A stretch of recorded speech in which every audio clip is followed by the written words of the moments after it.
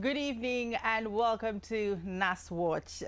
It is another beautiful NAS week. I think that this is actually my favorite thing to say because we're super excited that the plenary is now back. And of course, a lot of things were discussed in just 3 days. But that does not mean that while they were, on break, things were not happening. A whole lot of activities were going on, especially the House of Reps, different committees sitting, having, meetings to chart a new course, as it relates to issues in Nigeria and of course different projects. I for one am super excited by that we're back in session. And so for this week we'll just give you a highlight of some of the things discussed at the plenary for this week. Of course, looking from the House of Representatives and of course the Nigerian Senate. We'll talk about some of these things that happened this week. And of course there were other trending matters which it would be unfair if NASWatch doesn't, delve a bit into that. And of course, the issue of Senator Natasha. Great news, she has resumed, and this week she officially resumed. Now, some persons have some concerns regarding to her resumption, but we'll get to that. But let's start with some of the highlights. Some of the things that happened this week for plenary. We had one bill being passed, talking about on Tuesday, we had one bill passed to second reading. And of course, President Tinubu formally communicated to the Senate his decision to withhold assent to two bills. And of course, President Tinubu formally requested the Senate's confirmation of nominees for appointment into key parastatals and of course, regulatory bodies of the federal government, and the requests were subsequently referred to the appropriate Senate committees for screening and further legislative action. You might want to ask, okay, so we have a bill referral, judiciary, human rights, and of course legal matters, foreign affairs, and interior. Of course, we also have the bill to amend the Passport Act 2024 to strengthen regulatory and of course administrative measures for the issuance, control, and use of Nigerian passports was read for the second time in the Senate. And of course, the bill to seek to strengthen the legal and administrative framework governing the issuance, use, and regulatory of Nigerian passports. And of course, talking about decline, we have decline of presidential assent to two bills. And President Bola Ahmed Tinubu has, of course, formally communicated to the Senate his decision to withhold assent to two recently passed bills, which are the National Institute of Transport Technology Establishment Bill 2025 and the National Library Trust Fund Establishment Bill 2025. And the president cited fiscal implications such as policy overlaps and institutional duplication as reasons for the decline of the of this particular assent. And of course, we talked about the Revenue Mobilization, Location, and Fiscal Commission and some of the nominees, which we don't want to go into all of the names. But I'm sure if there are other issues regarding to that, these things would also be discussed. Now, another thing that popped up this week on our radar is the fact that we got something that was breaking up about 2 days ago. And we're like, oh, what is this? And we looked into it, and it was talking about the bill to repeal Electoral Act 2022 and enact the Electoral Act 2025 scale first reading at the Senate. Now, there are a whole number of things. And while that is going on, there were other meetings that were going on. Now, we do have the consultative meeting between the Federal House of Representatives Committee on Constitutional Review and leaders of political party. Now, in attendance, we had the Deputy Speaker talking about Honorable Benjamin Kallo, and we also have Chairman House Committee on Constitutional Review who delivered the welcome address in this particular meeting. And of course, we had Senator Taru Mungono, Chief Whip of the Senate, representing the Senate leader, talking about Senator Akpabio, President of the Senate. So this also happened this week. Now, a number of things also. Now, let's now look at some of the stories. Some of the stories talking about Now, at this point, I'm torn between which to take first. I think I will start with Senator Natasha at this point, which is some persons talking about the fact that you had, this was the same seat. Now, you resume and you are seated in the same spot that you complained about 6 months ago. I mean, the spot that got you to this point. Now, I do not blame people for having this kind of opinion, because this was the point where all the issues started, the marginalization, the assaults, the whole, so many things that were being that was being said, that we even had to have court cases. So this was where it was bettered, and now she resumes and she has to go back to that same seat that caused all the problems. Now, some persons, I mean, Nigerians are saying, okay, Madam Senator, were you wise at the beginning? I mean, these are not my words. These are words of a couple of Nigerians. Were you wise at the beginning, you know, to create so much chaos, so much drama, so much, you know, words were spoken, back and forth happened, and now you are back to this point? Are you going to fight for your seat to be changed? Are you going to fight to go back to your original sitting position? Or you're just going to quietly just sit here in the same spot that caused all the problems at the beginning? Well, I will still keep my eyes, well, waiting to see if any conversation is going to happen regarding to that. But of course, you and I know that if something is not exciting anymore to the senator, talking about Senator Natasha Akpoti-Uduaghan, she's a woman who is very, very vocal, so absolutely she would speak on that. We all know that Senator Natasha Akpoti is representing Kogi Central, and of course she made her return on Tuesday, marking the end of her 6-month suspension. One interesting thing was that when she was entering the chamber, she was all smiles, and she came in with some activists like Aisha Yusufu and many others, which they, of course, they sat at the gallery just to observe proceedings. Now, I do not know exactly why they were there, but of course, to welcome her, you know, well, I'm not sure they were expecting any problems, but just to, you know, usher her in and make her feel safe and comfortable. But congratulations to the senator. I'm glad that she's back to have a chance to represent her people. And she did say a number of things when she resumed in her office. She spoke about how everyone is equal. Nobody is above the other person. Well, we wouldn't want to saddle you with all of those words, but we are happy for the people of Kogi Central that your senator is back to representing you, and of course, delivering on her mandate as she should.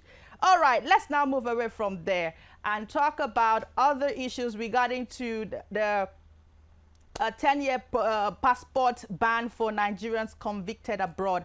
Now, this particular story happened from the Senate, and of course, the Senate has advanced a bill seeking to impose a 10-year international passport ban on Nigerians convicted of crimes in foreign countries as part of efforts to protect the nation's image and tighten passport issuance.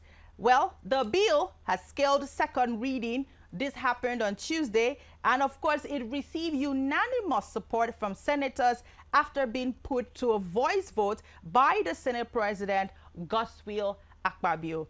What are my thoughts regarding to that? Well, I don't think I need to have much, because much later on the show, we will be introducing my guest, who is going to be, you know, sharing his thoughts on some of these things, some of these updates and highlight from the week that I am giving to you. So my guest will definitely give his thoughts. The bill was sponsored by Senator Babangida Hussaini, talking about Jigawa Northwest, said the measure was necessary to stop non-Nigerians from fraudulently acquiring Nigerian passports and to curb the misuse of the nation's identity abroad. I know what you're thinking at this point, but I'm not going to think it through. Let's now look at something that the Senate President is telling us. He says that we hear you, We know your expectations.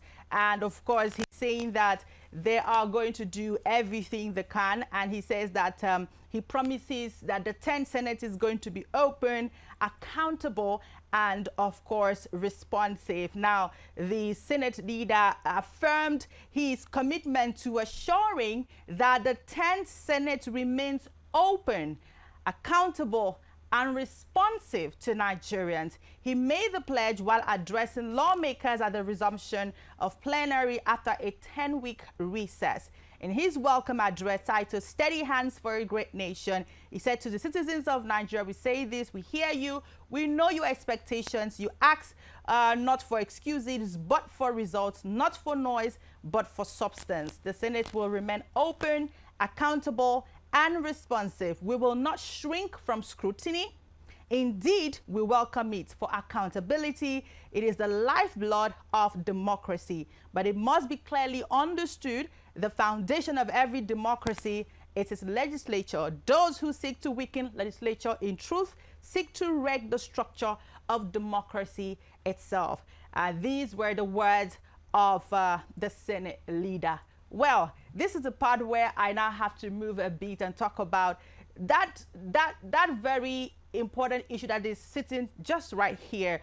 And of course, after hearing the words of the Senate leader, one is asking, this accountability you speak of, I think now is the time. Now, if you follow the news and the story, you would definitely hear that the minister, now yes, the ex-Minister of Innovation Science, talking about Uche Nnaji, tendered his resignation within the week, and of course, due to some forgery accusation. We're using the word accusation at this point. Well, even though some persons say, okay, why did he, if he knows that he wasn't guilty of it and he's free of such offense, why did he tender a resignation letter? Well, he did give his reasons for that, which of course in the letter which was sent to, which was, written out by Bayo Onanuga, he did give his reasons. But I am more particular. I am not exactly concerned right here on the show about the minister as a person. I am more concerned about the role that the National Assembly played, especially the Senate, played in the succession of the ex-minister. Now, several times on NASWatch, we have talked about how Nigerians do not trust their National Assembly members enough to make proper decision and of course to scrutinize the best way possible. And it's almost like this just happened. Now, during the screening of Uche Nnaji sometime in 2023, it almost looked as though these men didn't do their due diligence. Because of course, if you did your due diligence, if you asked the necessary question, if you did the necessary investigation, I am sure that you might have gotten, one or two clues. But it's almost like they were all lazy to do the due diligence. What did we hear? Some persons have titled it "Bow and Go." Well, you might have heard that, you might have seen videos of that, but let us show you where the word "bow and go" emanated from. Of course, it was during the screening. We had to go way back to 2023. The video of his screening in particular, hearing the senators speak about Uche Nnaji, and they all sounded so sure that they had done the due diligence and he was the right fit. Well, let's have the first video to hear what they had to say.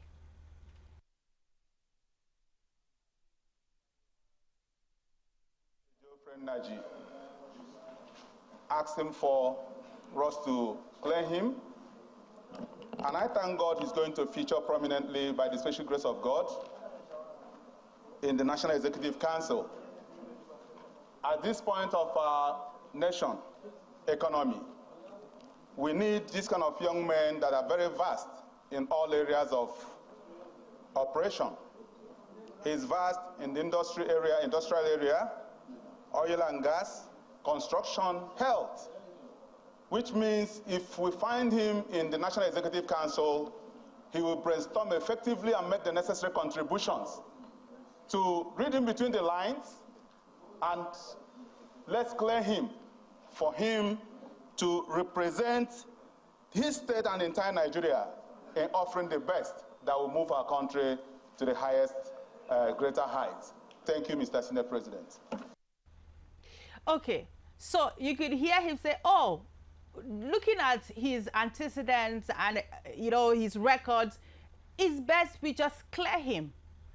The question now is, it is okay for him to have this antecedents, but in the role that he was being screened for, did anyone ask the relevant questions? Because I know how it is when you are, even in our regular work, job spaces, people have to go search to see if your credentials are original, or if they were forged, or if you have won allegations, or if your record is tainted or the other. But in this particular case, did anybody do their due diligence? Nobody at the House at that very screening ever said, oh, I want to ask you this question, I want to ask you that question, I want to ask you so question.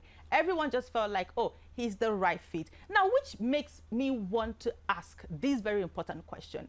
Could it be that these men are not digging deep into the certification of these nominees, because they themselves probably have something that if you dig deep, you will likely find? Well, let's hear what the next senator had to say during the screening of Uche Nnaji. I remain Mohammed Nnaji Mogoje, representing Gombe Central.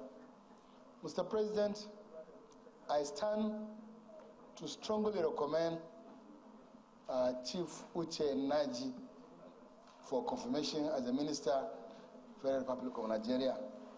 I know him very well for the past 25 years. He is a detribalized Nigerian, like said by one of the speakers. He established businesses all over the country. I know he has business here in the north. He has been doing business with many northerners. He has employed them. Some are his partners. He's a good Nigerian. He is also very meticulous, very sincere and honest. And therefore, when I saw his name, I was very elated.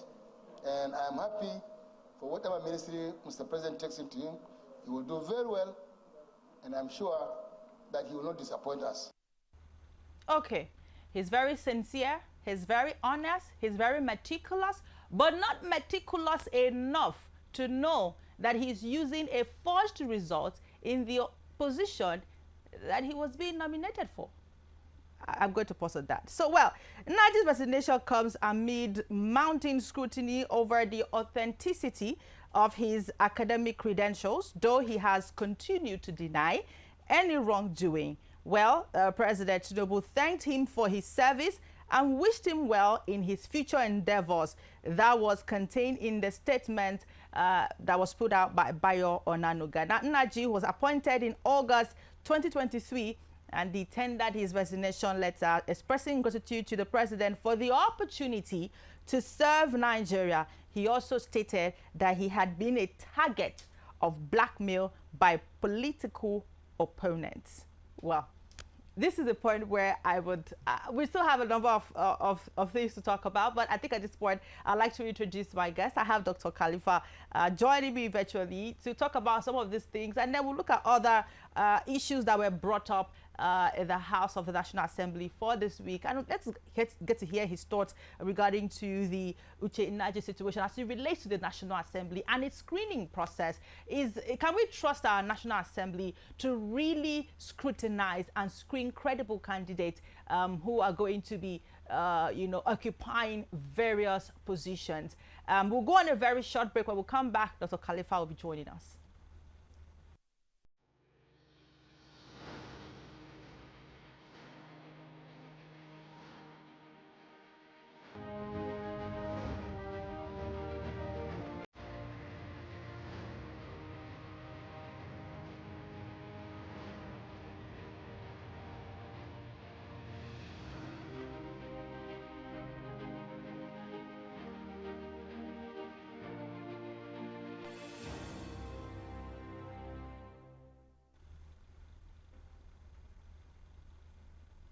All right, welcome back. It's still Nas Watch right here. All right, so our guest will be joining us, Dr. Khalifa Abbas joining us. So, a number of things I also be talking about, aside from Uche Nnaji's resignation and the role of the National Assembly. We also have something that took place at the House of Reps this week as well, as that a bill for creation of Ibadan State has passed the second reading at the House of Representatives. Now, if you recall, one of our editions, we did talk about state creation. And we asked a number of questions, like before you create states, of course, this has to pass through processes. Before you create states, you have to put into consideration a number of issues. But now, when you tell me about Ibadan State, well, the bill seeking to create a new state in Nigeria's southwest geopolitical zone has passed its second reading in the House of Representatives. And of course, this particular bill was sponsored by Honorable Abbas Adigun, representing Ibadan Northeast and Ibadan Southeast Federal Constituency. And the bill proposed an amendment to the 1999 Constitution to establish Ibadan State from the current Oyo State. Now, during Thursday's plenary, Adigun argued that Ibadan, once the capital of the old western region, deserves statehood, noting that other regional capitals like Enugu and Kaduna have since become states. He described the proposal as a monumental step toward equitable development and true federalism. Adigun cited Ibadan's largest population and landmarks as a justification, claiming that one local government in Ibadan is bigger than 3 in Bayelsa State. Well, this particular comment of his did spark protest from Bayelsa lawmaker Oboko Fuji, who called it disrespectful. So it's actually a dramatic turn of event, actually. And he, which of course Adigun later apologized, but maintained that his statement was factual. Well, thank God for the intervention of Deputy Speaker Benjamin Kalu, who presided over the session, referred the bill to the House Committee on Constitutional Review for further consideration. Well, bills like this, most times we look at it, we've talked about the process of state creation. But if you say that because one local government in Ibadan is bigger than 3 in Bayelsa, well, it might come off as disrespectful, but it is not just about the size we talk about when we're looking at state creation. We're talking about revenue generation. We're talking about a whole lot of issues when you're discussing state creation, because the processes. But anyway, I think at this point I would let my guest talk, share his thoughts on this. We do have Dr. Khalifa Abbas joining us. Good evening, Dr. Khalifa Abbas. How are you doing today?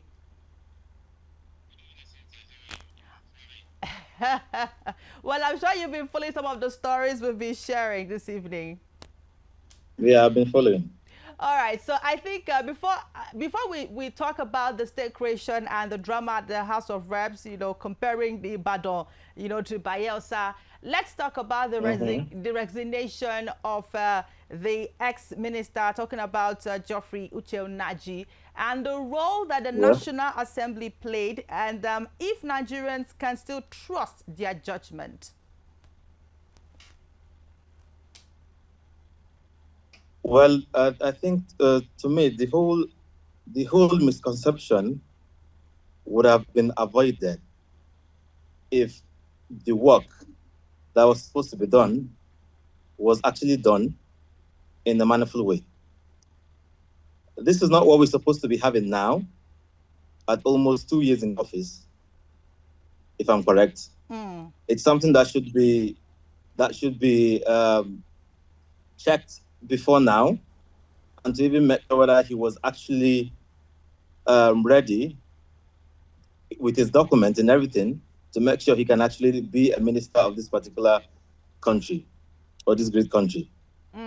So it's not a good thing to even talk about at this point, to be having such issues about someone that people are actually thinking that he did not actually graduate from the university in question.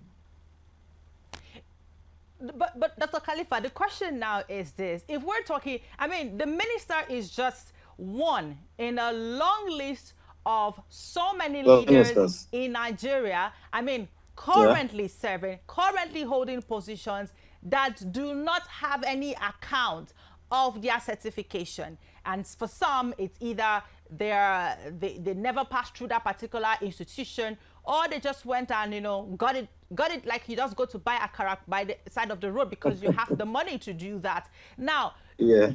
I mean, this is just like my grandmother would say, everybody eats yam and palm oil. But when your own stains you, they would know that you ate yam and palm oil. Now, Yeah, even surely. at the National Assembly, could it be that these men don't go through the entire process to check all of this because they might just be, you know, perpetrators of themselves?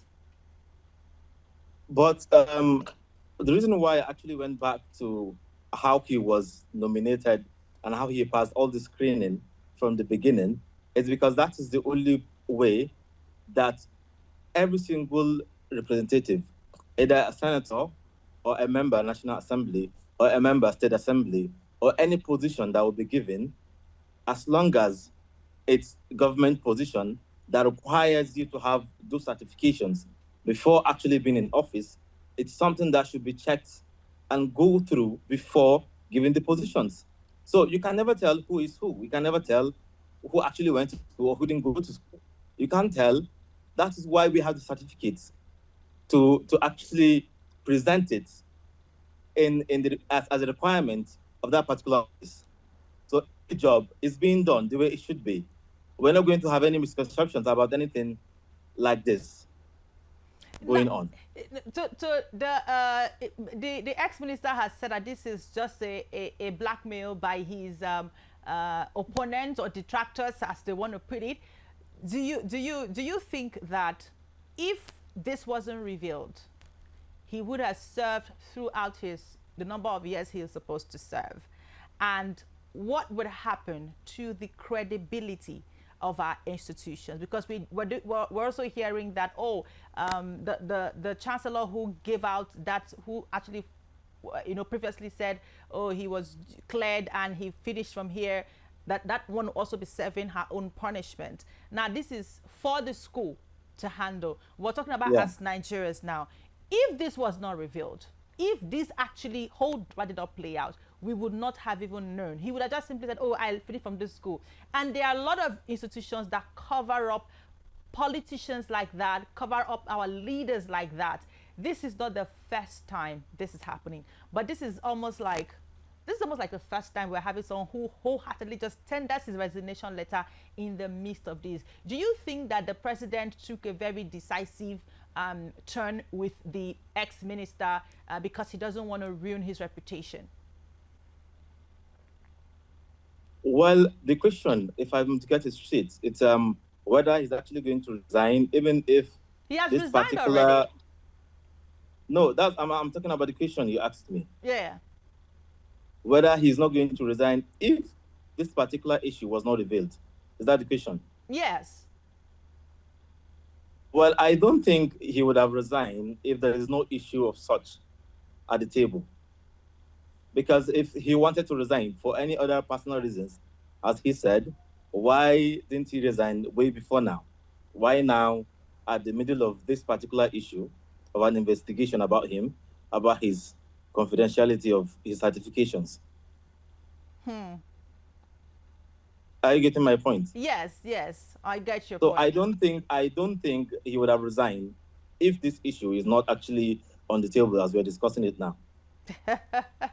Well, and if there is nothing to hide, Cynthia, to me, I don't think if this issue is raised based on suspicion and investigation is going on, and you are sure that you actually went through that particular university and there is nothing to be found that will now come and hit you at the end of the road, I don't think anybody will resign.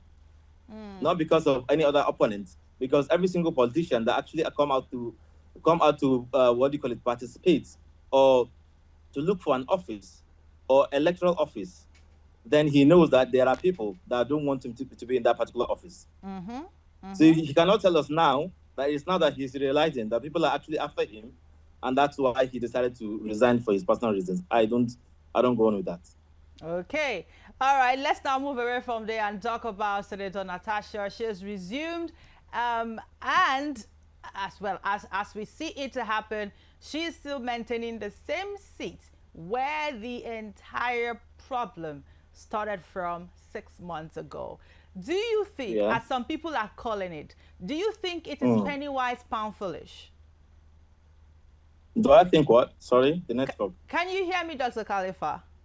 I can hear you now. Now, some persons, upon seeing her, maintaining the same seat that caused the problem before, are saying that this very seat caused the problem. Do you think it is penny wise, pound foolish? For her to be in that particular seat? Or that particular position? Yes.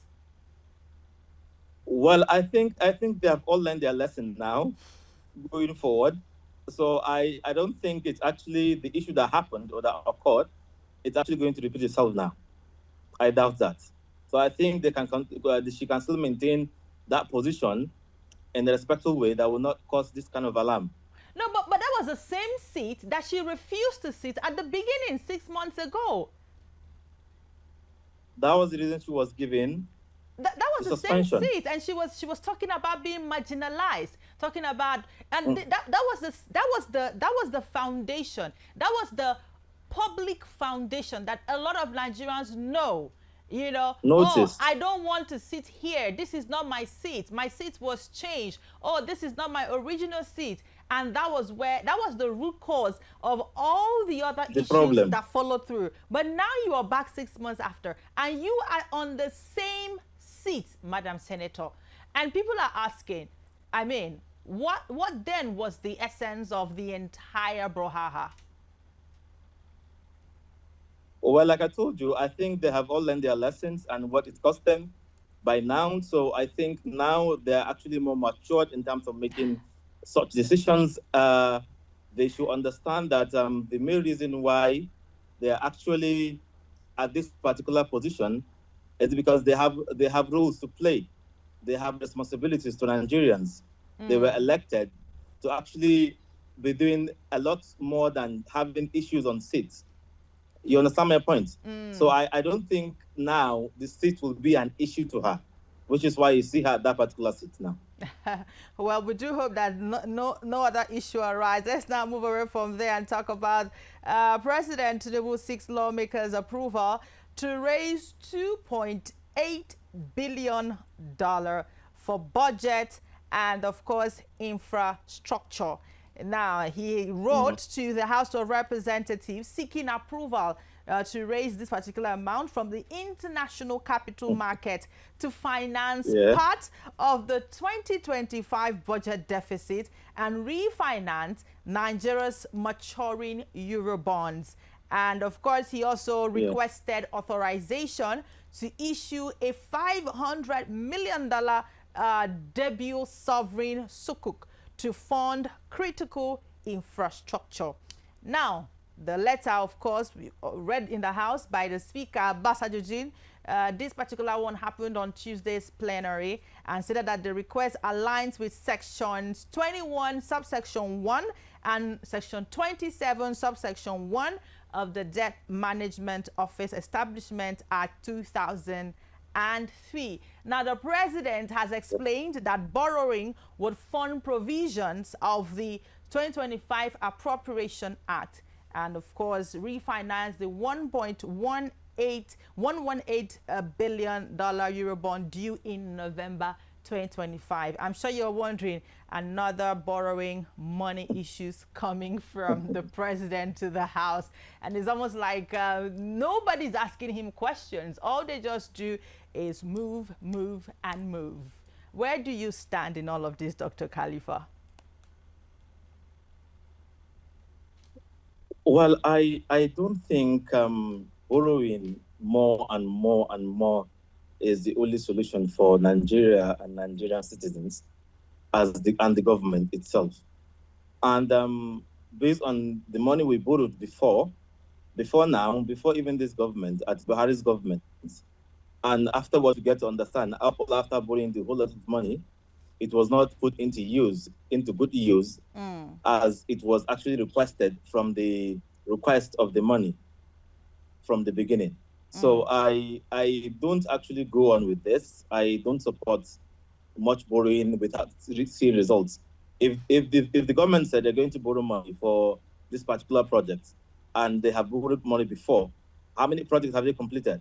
How many projects can you show now and say, this is what the borrowing cost? This is the result of the borrowed money that was borrowed 2023.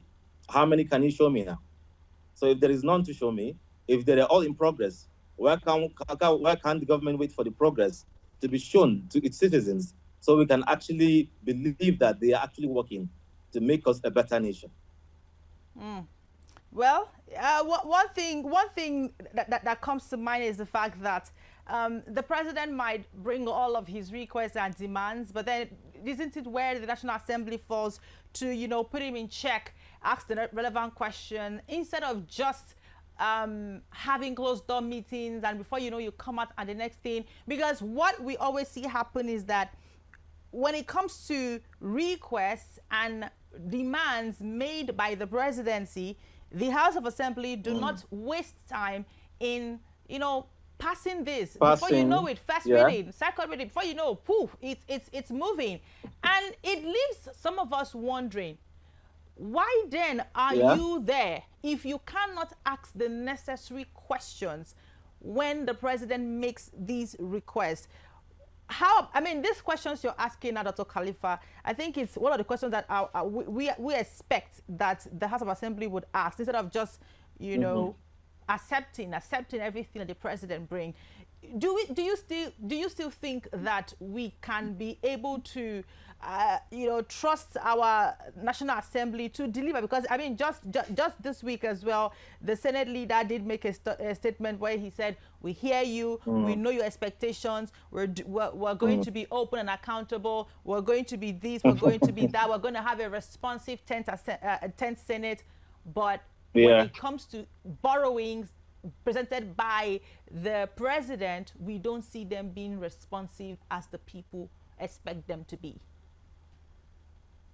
Well, the first thing to look at, I told you before, the first thing to look at, it's who are the senators and who are the House of Representative members now, and how were they elected? How did they get into power? Did they actually understand what is their job? Or are they just there to follow anything that comes to their table? The role of the Senate is to decide matters of national interest. It's to represent the interests of the people in their states and their constituencies, right? Is to propose, either have debates and vote on bills and amendments. So if you tell me that everything the president brings, whether it's a good thing for national interest or not, they are all going to accept it and take it forward on passing the bill by having maybe the first hearing or the second hearing. So what does that tell you? What do we have as a government?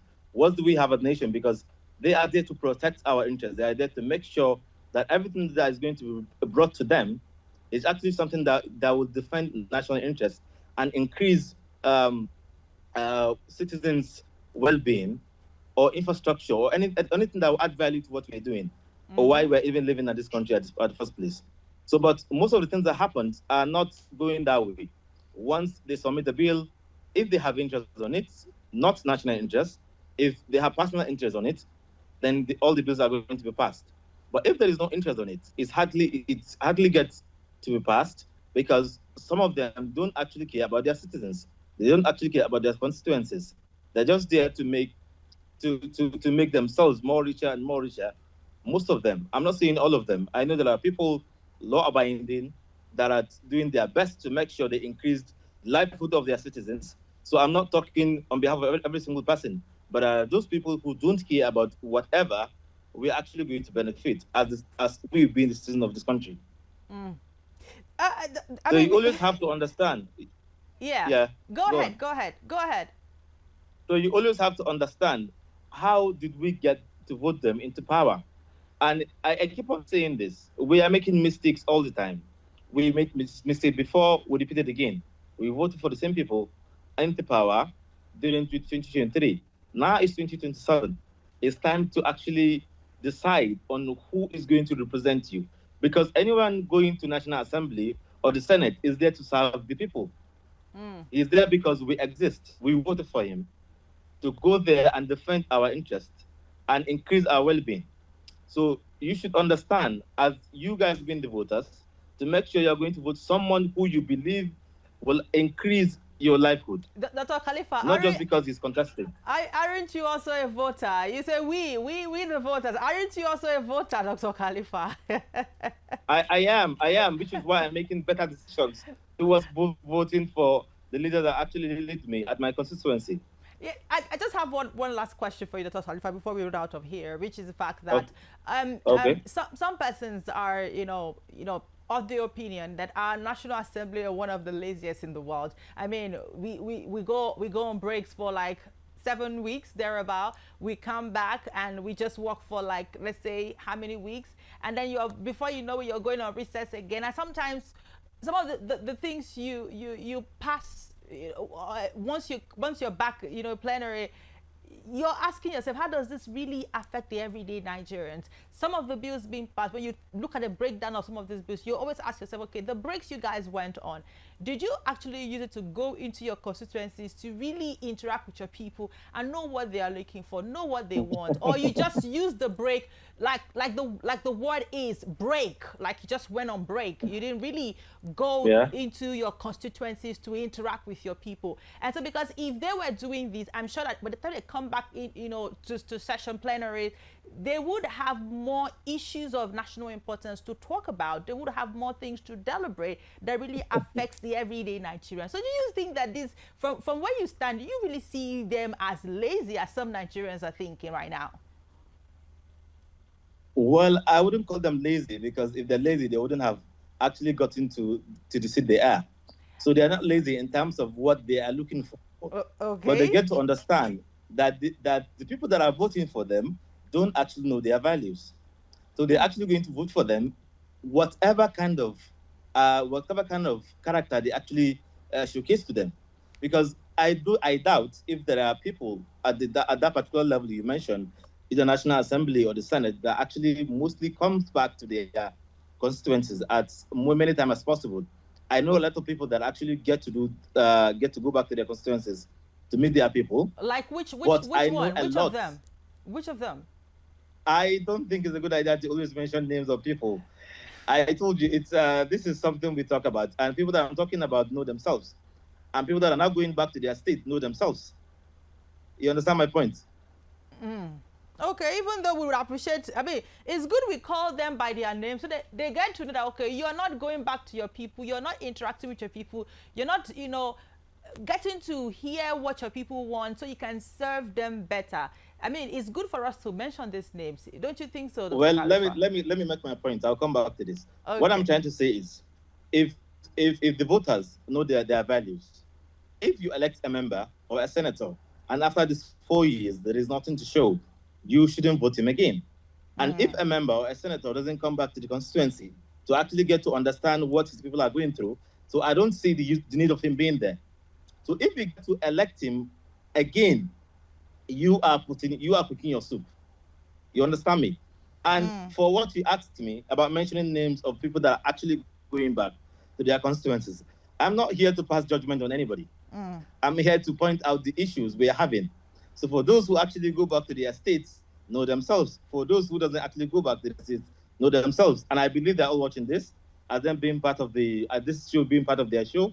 So when they hear me talking about this, they know that I'm referring to them. Either those that are going back and those that don't actually engage in anything they're doing.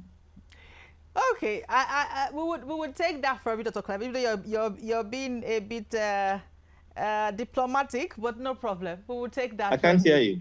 Can you hear me, Dr. Khalifa? I can hear you now. Can you hear me? I said we would take that from you, even though you're being a bit diplomatic, but we will take that. Yes. All right.